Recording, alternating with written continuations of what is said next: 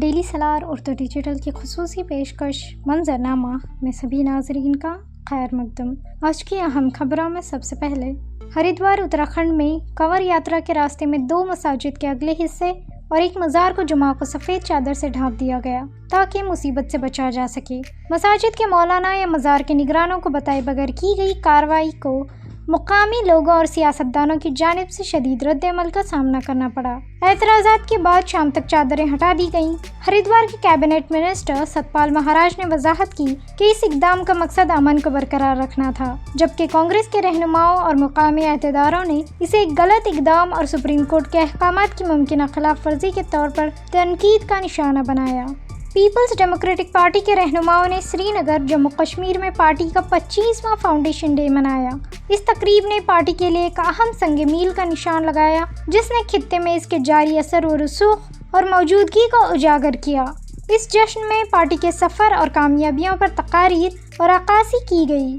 1 اگست 2024 سے ناگالینڈ ایک بار استعمال ہونے والی پلاسٹک کی مصنوعات کی 2 بڑی اقسام پر پابندی نافذ کرے گا۔ تمام مائکرون کے پلاسٹک کیری بیگز اور 1 لیٹر سے کم کی گنجائش والی پلاسٹک کی بوتلیں۔ اس فیصلے کا اعلان ناگالینڈ کے گورنر نے 20 جون کو خصوصی ٹاسک فورسز کے اجلاس کے بعد کیا۔ اس کا مقصد ماحولیاتی حالات کو بہتر بنانا ہے۔ نئے ضوابط کے تحت خلاف ورزی کرنے والوں کو سزاؤں کا سامنا کرنا پڑے گا۔ رودر پریاگ میں موسلا دھار بارش کی وجہ سے خلل پڑا۔ فاٹا تھانے کی حدود میں ڈولیا دیوی کے قریب NH 107 ملبے اور پتھروں کی وجہ سے بند ہو گیا ہے۔ سڑک کو صاف کرنے کی کوششیں جاری ہیں، لیکن مسلسل لینڈ سلائیڈنگ کے باعث ایک درخت بھی سڑک پر گر گیا جس نے صورتحال مزید پیچیدہ ہو گئی۔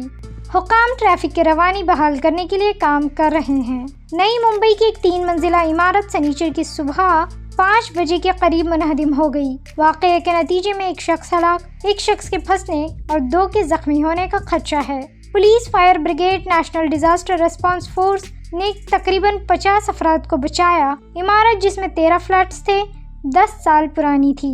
بچائے گئے دونوں افراد کی حالت مستحکم ہے اور عمارت کے مالک کے خلاف کارروائی کی جائے گی۔ مغربی بنگال کی وزیر اعلیٰ ممتا بنرجی نے دہلی میں نیتی آیوگ کی میٹنگ میں صرف 5 منٹ بولنے کی اجازت دیے جانے کے بعد سخت تنقید کی، جبکہ دیگر رہنماؤں نے 10 سے 20 منٹ تک بات کی۔ انہوں نے ریاستی حکومت کے ساتھ امتیازی سلوک کرنے پر مرکزی حکومت کی مذمت کی اور اس سلوک کو توہین آمیز قرار دیتے ہوئے صرف اپوزیشن کے نمائندے کو مناسب وقت نہ دینے پر مایوسی کا اظہار کیا۔